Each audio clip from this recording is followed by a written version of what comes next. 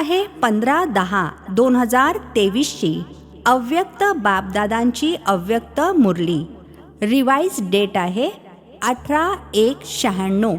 मुरलीचे शीर्षक आहे सदैव समर्थ राहण्याची सहज विधी.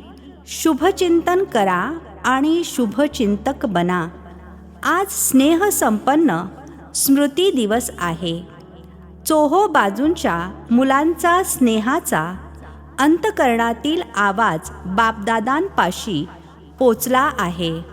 हा स्नेह सुखस्वरूप स्नेह आहे. बापदादा या दिवसाला स्मृती दिवसासोबतच समर्थी दिवसही म्हणतात, कारण ब्रह्माबाबांनी आपल्या साकार स्वरूपामध्ये सर्व कार्य करण्याची समर्थी अर्थात शक्ती साकार रूपामध्ये मुलांना अर्पण केली. या दिवसाला सन शोज फादरच्या वरदानाचा दिवस म्हटले जाते. साकार रूपामध्ये मुलांना पुढे केले आणि फरिश्ता रूपामध्ये आपल्या मुलांच्या सेवेला आणि विश्वाच्या सेवेला आरंभ केला. हा 18 जानेवारीचा दिवस ब्रह्माबाबांच्या संपूर्ण नष्टमोहा स्मृती स्वरूपाचा ठरला. जसे गीतेच्या 18 अध्यायांचे सार आहे. भगवंताने अर्जुनाला नष्टोमोहा स्मृती स्वरूप बनविले, तर हे 18चे यादगार आहे की ब्रह्माबाबा किती मुलांप्रती अतिस्नेही राहिले, ज्याचा मुलांना अनुभव आहे की सदैव सेवेच्या निमित्त मुलांची किती आठवण करत असत. अनुभव आहे ना. मोह नव्हता, परंतु अंतकरणातून प्रेम होते. कारण मोह त्याला म्हटले जाते ज्यामध्ये स्वतःचा स्वार्थ असतो. तर ब्रह्माबाबांचा स्वतःचा स्वार्थ नव्हता, परंतु मुलांवर सेवा अर्थ अतिस्नेह राहिला. तरी देखील सोबत राहत असताना, मुलांना समोर पाहत असताना देखील कोणा देहाच्या रूपामध्ये आठवणीने सतावले नाही. एकदम न्यारे आणि प्यारे राहिले. म्हणून म्हटले जाते स्मृती स्वरूप नष्टो मोहा. कोणतेही माझे पण राहिले नाही. देहभानापासून देखील नष्टो मोहा. तर हा दिवस असा फॉलो फादरचा पाठ शिकवण्याचा दिवस राहिला. हा अव्यक्त दिवस दुनियेच्या अजाण आत्म्यांना परमात्म कार्याच्या दिशेने जागे करण्याचा दिवस राहिला. कारण मेजॉरिटी लोक ब्रह्माबाबांना पाहून हाच विचार करत होते किंवा समजत होते की यांचा परम आत्मा ब्रह्मा आहे. या ब्रह्मा कुमारी ब्रह्मालाच भगवान मानतात आणि ब्रह्माबाबांनी साकारमध्ये पार्ट परिवर्तन केला तर काय विचार करू लागले की आता तर ब्रह्माकुमारींचे भगवान निघून गेले आणि हे ब्रह्माकुमारींचे कार्य आज नाही तर उद्या समाप्त होऊन जाईल. परंतु तुम्ही जाणता की यांचे करावण हार ब्रह्माद्वारे सुद्धा परम आत्मा होते आहेत आणि शेवटपर्यंत राहणार. तर हे परमात्म कार्य आहे, कोणा व्यक्तीचे कार्य नाही. ही ओळख ब्रह्माबाबांचा साकार पार्ट परिवर्तन झाल्यानंतर समजले की यांना कोणती शक्ती चालवत आहे. अजूनही बिचारे परम आत्म्याला जाणत नाहीत, परंतु कोणती तरी शक्ती कार्य करत आहे. ती कोणती शक्ती आहे त्याला देखील पाहत आहेत, विचार करत आहेत आणि अखेरीस समजणारच आहेत. तर कोणाचे कार्य आहे, ब्रह्माबाबांचे की या परम आत्म्याचे ब्रह्माद्वारे? कोणाचे कार्य आहे? जी मुले साकार नंतर आली आहेत ती विचार करतात की ब्रह्माबाबांनी आपला साकार पार्ट इतक्या लवकर का पूर्ण केला? आम्ही पाहिले तरी असते ना, आम्ही भेटलो तरी असतो ना, असा विचार करतात ना. परंतु कल्पापूर्वीचे देखील गायन आहे की कौरव सेनेच्या निमित्त बनलेल्या महावीरचे कल्याण कोणाद्वारे झाले? शक्तीद्वारे झाले ना. तर शक्तींचा पार्ट ड्रामामध्ये साकार रूपामध्ये नोंदवलेला आहे आणि सर्वजण मानतात देखील की मातृशक्तीशिवाय या विश्वाचे कल्याण होणे असंभव आहे. तर ब्रह्मा बाबा फरिश्ता का बनले? साकार पार्ट परिवर्तन का झाला? जर ब्रह्माबाबांनी फरिश्ता स्वरूप धारण केले नसते तर तुम्ही इतके आत्मे इथे पोहोचू शकला नसता. कारण वातावरणातील गैरसमज या विश्वक्रांतीच्या कार्याला हलके करत होते. तर ब्रह्माबाबांचे फरिश्ता बनणे तुम्हा जास्तीत जास्त मुलांचे नशीब उघडण्याचे कारण बनले. आता फरिश्ता रूपामध्ये जी सेवेची फास्ट गती आहे ती पाहत आहात ना. गती फास्ट झाली का कमी झाली? फास्ट झाली ना. तर फास्ट गती झाली तेव्हा तुम्ही इथे पोहोचला आहात, नाही तर व्यवस्थित झोपलेले होता. तर आजचा दिवस असा नाही आहे जसा ती लोक साजरा करतात. दिवस निघून गेला परंतु उमंग उत्साह येतो की फॉलो फादर. आपणही असे स्मृती स्वरूप नष्टो मोहा बनावे. हा प्रॅक्टिकल पाठ शिकण्याचा दिवस आहे. आज तुम्हा कोणाच्याही हृदयातून दुःखाचे अश्रू निघाले की आतल्या आत थोडे आले? ज्यांना दुःखाची थोडीशी लहर आली त्यांनी हात वर करा. दुःख झाले? नाही झाले? आजच्या दिवशी तर ब्रह्माबाबांचे सेवासाथी बनण्याचा दिवस आहे. तुम्ही सर्व साथी आहात की साक्षी आहात? सेवेमध्ये साथी आणि मायेच्या परिस्थितीचे साक्षी. मायेला तर वेलकम केले आहे ना, की घाबरता? अरे हे काय झाले? थोडे घाबरता? मायेच्या छोट्या छोट्या रूपांना तर तुम्ही देखील जाणले आहे आणि माया सुद्धा विचार करते की यांनी जाणले आहे. परंतु जेव्हा कोणत्याही भयानक रूपामध्ये माया येईल तर नेहमी साक्षी होऊन खेळ खेळा. जसा तो कुस्तीचा खेळ असतो ना, पाहिला आहे की दाखवायला पाहिजे? इथे मुले करून दाखवतात ना.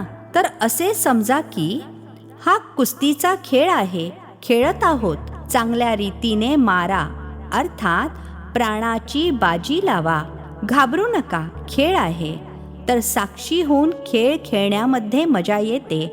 आणि माया आली करता तेव्हा मग घाबरून जाता.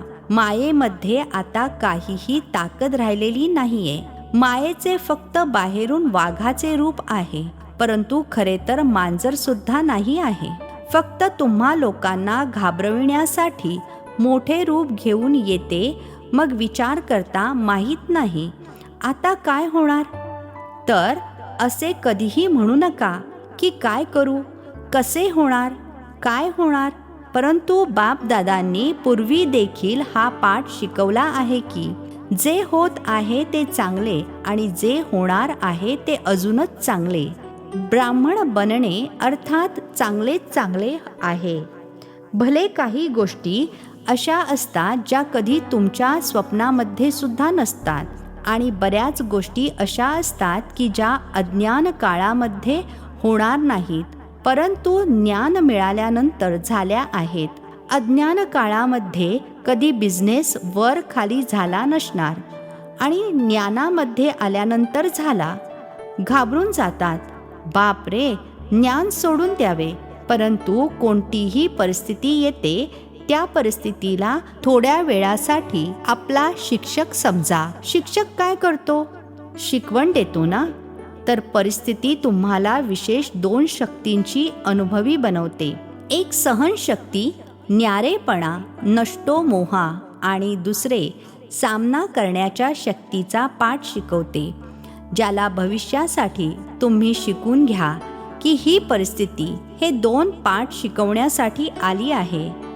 आणि हे जे म्हणत राहताना की आम्ही तर ट्रस्टी आहोत, माझे काहीच नाहीये, फसवण्यासाठी तर म्हणत नाही. अंतकरणापासून म्हणता ट्रस्टी आहात की थोडे गृहस्थी आहात. कधी गृहस्थी बनतात, कधी ट्रस्टी बनता. न्यू इयरला बापदादांना 2-4 खेळणी कोणीतरी दिली होती. त्यामध्ये काय होते की एका बाजूने पाहिले तर भाऊ दिसत होता, दुसऱ्या बाजूने पाहिले तर फिमेल दिसत होती. एकच खेळणे परंतु रूप बदलत होते. एका सेकंदात तो होत होता, एका सेकंदात ती होत होती. तर तुम्ही असे खेळणे तर नाही आहात. आता गृहस्थी, आता ट्रस्टी. थोडे कधी कधी तरी होऊन जाते. घाबरताना तर मायेला समजते की हे घाबरले आहेत. व्यवस्थित पिटाई करा, त्यामुळे घाबरू नका. ट्रस्टी आहात अर्थात आधीपासूनच सर्व काही सुटले आहे. ट्रस्टी अर्थात सगळे बाबांना सुपूर्त केले. माझे काय होईल? बस हा काका येतो ना तेव्हा गडबड होते. सर्व काही चांगले आहे आणि चांगलेच होणार आहे. निश्चिंत आहे, याला म्हटले जाते समर्थ स्वरूप. तर आजचा दिवस कोणता आहे? समर्थ बनण्याचा, नष्टो मोहा होण्याचा.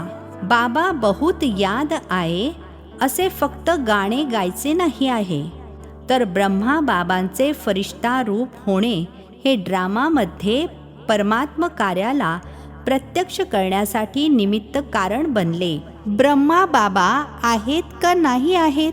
कोणीतरी म्हटलं आहेत, दिसत तर नाहीत. पहा, तुम्ही जे मागाहून आले आहात ते खूप लकी आहात. का? आता सेवेच्या तयार असलेल्या साधनांच्या वेळी आलेले आहात. लोणी काढले 60 वर्षवाल्यांनी आणि लोणी खाणारे तुम्ही आलात. आज हिस्ट्री ऐकली असेल ना? एवढी मेहनत तुम्ही केली असती तर पळून गेला असता. आणि वर्तमान समयी सेवेचे वातावरण बनलेले आहे. आता भले प्रेसिडेंट असो, प्राईम मिनिस्टर असो अथवा कोणताही नेता असो, मेजॉरिटी एवढे तर मानतात ना की कार्य चांगले आहे. आम्ही करू शकतो का नाही ती वेगळी गोष्ट आहे. प्रत्येकाचा पार्ट आपला आहे, परंतु चांगले कार्य आहे आणि हे कार्य अजून पुढे वाढले पाहिजे असे तर म्हणतात ना. पूर्वी काय म्हणत असत की ब्रह्मा कुमारींचे तोंड सुद्धा पाहू नका. सुरुवातीला जेव्हा निमंत्रण देण्यासाठी जात सुद्धा होते ना, तर दरवाजा बंद करून घेत होते. तर तुम्ही तर चांगल्या वेळी आले आहात ना. सेवेचा चान्स भरपूर आहे.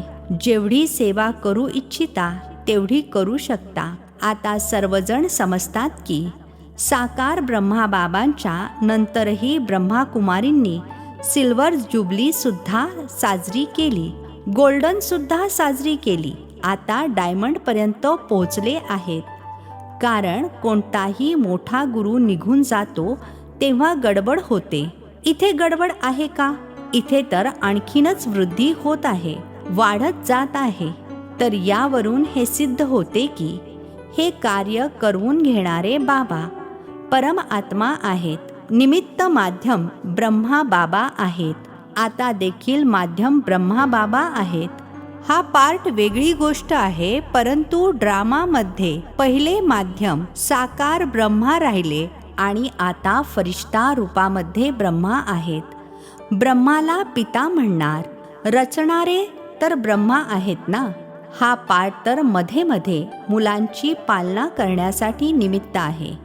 बाकी रचता ब्रह्मा आहेत आणि रचनेच्या कार्यामध्ये अजूनही शेवटपर्यंत ब्रह्माचाच पार्ट आहे. तर आज संपूर्ण दिवसामध्ये कोणाकडे माया आली का? कोणाला नातू पणतूची आठवण नाही आली? तर सदैव असे समर्थ रहा. आणि याची सर्वात सोपी विधी आहे. 2 शब्द लक्षात ठेवा. 2 शब्द लक्षात राहू शकतात ना? संपूर्ण मुरली विसरायला होईल, परंतु 2 शब्द लक्षात ठेवा आणि प्रॅक्टिकलमध्ये करत चला. ते 2 शब्द जाणता देखील काही नवीन गोष्ट नाहीये. एक आहे शुभ चिंतन. निगेटिव्हला पॉझिटिव्ह करा, याला म्हणतात शुभ चिंतन. निगेटिव्ह पॉझिटिव्ह होऊ शकते आणि बदलू शकता. फक्त चेक करा की कर्म करताना सुद्धा शुभ चिंतन चालले. आणि दुसरे सर्वांप्रती शुभ चिंतक. तर शुभ चिंतन आणि शुभचिंतक दोहींचा संबंध आहे. जर शुभचिंतन नसेल तर शुभचिंतक सुद्धा बनू शकणार नाही. त्यामुळे या 2 गोष्टींचे अटेन्शन ठेवा. समजले? काय करणार? इथेच विसरून जाऊ नका. कारण आता पाहण्यात आले आहे की अशा खूप समस्या आहेत. लोक आहेत ज्यांना तुमचे बोलणे समजत नाही, परंतु शुभ चिंतक बनून शुभ व्हायब्रेशन दिलात तर बदलतात. आणखी एका गोष्टीतून मुक्त सुद्धा व्हायचे आहे. या ब्राह्मण जीवनामध्ये मुक्त होणारे आहात ना. मुक्त होण्याच्या 9 गोष्टी सांगितल्या. जर या 9 गोष्टींपासून मुक्त झालात तर नवरत्न बनू शकता. तर आज बापदादा एका गोष्टीची स्मृती देत आहेत. कधीही कोणताही शारीरिक आजार असेल, मनातील तुफान असेल, तनामध्ये गडबड असेल, प्रवृत्तीमध्ये हलचल असेल, सेवेमध्ये देखील हलचल असते, तर कोणत्याही प्रकारच्या हलचलमध्ये कधीही दिलशिकस्त अर्थात हताश होऊ नकात. मोठ्या मनाचे बना. बाबांचे मन किती मोठे आहे? छोटे आहे का? बाबा मोठ्या मनाचे आहेत आणि मुले छोटे मन करतात. आजारी पडले तर रडायला सुरुवात करतात. दुखते आहे तर दिलशिकस्त होणे हे औषध आहे का? आजार बरा होईल की वाढेल? जर हिशोब आला, दुखणे आले तर हिशोब आला ना. परंतु दिलशिकस्त होऊन आजाराला वाढवता. म्हणून हिम्मतवाले बना, तर बाबा सुद्धा मदतगार बनतील. असे नाही रडत बसाल, अरे बापरे आता काय करू आणि मग विचार करता की बाबांची तर मदतच मिळत नाही. मदत त्याला मिळते जे हिम्मत ठेवतात. पहिल्यांदा मुलाची हिम्मत, नंतर मग बाबांची मदत आहे. तर हिम्मत हारता आणि मग विचार करू लागता की बाबांची मदत तर मिळाली नाही. बाबा वेळेवर मदत तर करतच नाही. तर अर्धे शब्द आठवू नकात. बाबा मदतगार आहेत, परंतु कोणाचे? तर अर्धे विसरून जाता आणि अर्धे आठवत राहता की बाबा सुद्धा माहीत नाही, महारथींनाच मदत करतात. आम्हाला तर करतच नाहीत, आम्हाला तर मदत देतच नाही. अगोदर तुम्ही महारथी, नंतर. परंतु दिलशिकस्त बनू नका. आणि मनामध्ये जर कोणता गोंधळ जरी उडाला असेल तर अशा वेळी निर्णय शक्ती पाहिजे. आणि निर्णय शक्ती तेव्हाच येऊ शकते जेव्हा तुमचे मन बाबांकडे असेल. जर आपल्याच गोंधळामध्ये राहिला तर होय नाही याच गोंधळामध्ये राहाल. म्हणून मनाने देखील दिलशिकस्त होऊ नका. आणि धन सुद्धा खालीवर होते. जर करोडपतीचे सुद्धा खालीवर होते तर तुम्ही लोक त्यांच्यासमोर काय आहात? हे तर होणारच आहे. परंतु तुम्हा लोकांचा निश्चय पक्का आहे की जे बाबांचे सोबती आहेत, सच्चे आहेत, तर कोणत्याही परिस्थितीमध्ये बाप दादा भाजी भाकरी जरूर खाऊ घालतील. 2-2 भाज्या नाही खाऊ घालणार, भाजी भाकरी खाऊ घालतील. परंतु असे करू नका की कामाने थकून बसाल आणि म्हणाल बाबा भाजी भाकरी खाऊ घालणार. अशा निष्काळजी किंवा आळशी असणाऱ्याला मिळणार नाही. बाकी सच्ची दिलपर साहेब राजी आहेत. आणि परिवारामध्ये सुद्धा कटकट तर होणारच आहे.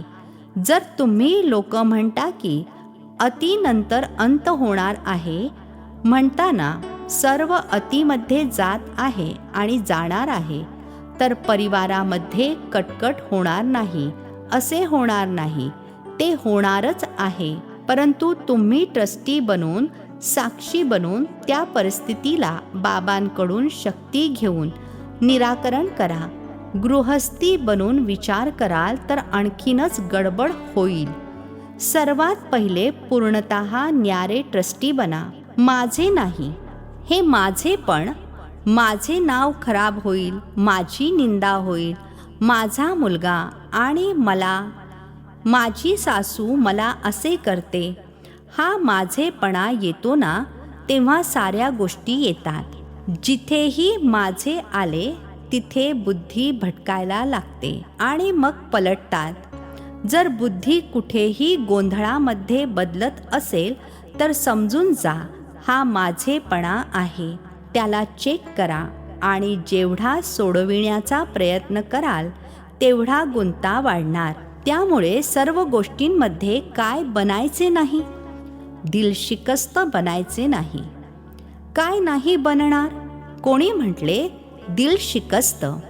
फक्त म्हणायचे नाही, करायचे आहे. भगवंताची मुले आहोत हे वचन तर पक्के आहे ना, याला तर माया देखील हलवू शकणार नाही. जर हे पक्के वचन आहे, निश्चय आहे आणि मग भगवंताची मुले सुद्धा दिलशिकस्त झाली, तर मोठे मन ठेवणारे कोण असणार? इतर कोणी असणार का? तुम्हीच आहात ना. तर काय करणार? आता समर्थ बना आणि सन शोज फादर हा पाठ पक्का करा. कच्चा करू नका, पक्का करा. सर्वजण हिम्मतवाले आहात ना? हिम्मत आहे? अच्छा. चोहो बाजूंच्या सर्व समर्थ आत्म्यांना, सर्व मायाजीत प्रकृतीजीत आत्म्यांना, सदैव सन शोज फादर करणाऱ्या मुलांना, सदैव प्रसन्न राहणाऱ्या मुलांना बापदादांची प्रेमपूर्वक आठवण आणि नमस्ते. आज विदेशी मुलांची देखील खूप आठवण येत आहे. चारही बाजूंना मधुबनवर मनाचे प्रेम जडलेले आहे. बापदादा सुद्धा सर्व मुलांना समोर पाहून विशेष आठवण आणि सेवेची प्रेमपूर्वक आठवण देत आहेत. आम्हा आत्मिक मुलांचाही आत्मिक पित्यांना नमस्ते. बापदादांनी 9 रत्नांमध्ये येण्यासाठी ज्या 9 गोष्टींपासून मुक्त बनण्याचा इशारा दिला आहे त्या खालीलप्रमाणे आहे. पहिला पॉइंट आहे क्रोधमुक्त, दुसरा आहे व्यर्थ संकल्प मुक्त, तिसरा आहे लगाव मुक्त, चौथा आहे परमत परचिंतन आणि परदर्शन मुक्त, पाचवा आहे अभिमान आणि अपमान मुक्त, सहावा आहे झमेला मुक्त, सातवा आहे व्यर्थ बोल डिस्टर्ब करणाऱ्या बोलांपासून मुक्त, आठवा आहे अप्रसन्नता मुक्त, नववा आहे दिल शिकस्त मुक्त. आजचे वरदान: डबल लाईट स्थितीद्वारे उडत्या कलेचा अनुभव करणारे सर्व बंधनमुक्त भव. डबल लाईट स्थितीद्वारे उडत्या कलेचा अनुभव करणारे सर्व बंधनमुक्त भव. स्पष्टीकरण आहे: चालता फिरता हीच स्मृती राहावी की मी डबल लाईट स्थितीमध्ये राहणारा फरिश्ता आहे. फरिश्ता अर्थात उडणारा, लाईट अर्थात हलकी वस्तू नेहमी वरती जाते, खाली येत नाही. अर्धा कल्प तर खाली राहिलात, आता उडण्याचा वेळ आहे. त्यामुळे चेक करा की कोणतेही ओझे अथवा बंधन तर नाही आहे.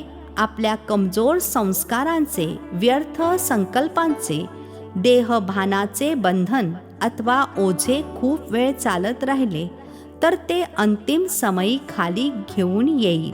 म्हणून बंधनमुक्त बनून डबल लाईट स्थितीमध्ये राहण्याचा अभ्यास करा.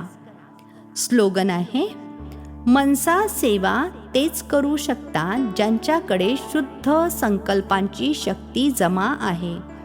मनसा सेवा तेच करू शकतात ज्यांच्याकडे शुद्ध संकल्पांची शक्ती जमा आहे. सूचना आहे: आज आंतरराष्ट्रीय योग दिवस, 3रा रविवार आहे. सायंकाळी 6:30 ते 7:30 वाजेपर्यंत सर्व भाऊ बहिणींनी योग अभ्यासामध्ये अनुभव करा की मी दिव्य आकर्षण मूर्त आत्मा विश्व गगनामध्ये चमकत आहे. माझ्या दिव्यतेने अथवा पवित्रतेने आत्म्यांना साक्षात्कार होत आहेत. आपल्या मार्गापासून भटकलेले आत्मे पुन्हा सत्याच्या मार्गावर अग्रेसर होत आहेत. अच्छा. ओम शांती. नवनवीन मराठी व्हिडिओज प्राप्त करण्यासाठी सबस्क्राईब करा मराठी गॉडलीवूड चॅनलला.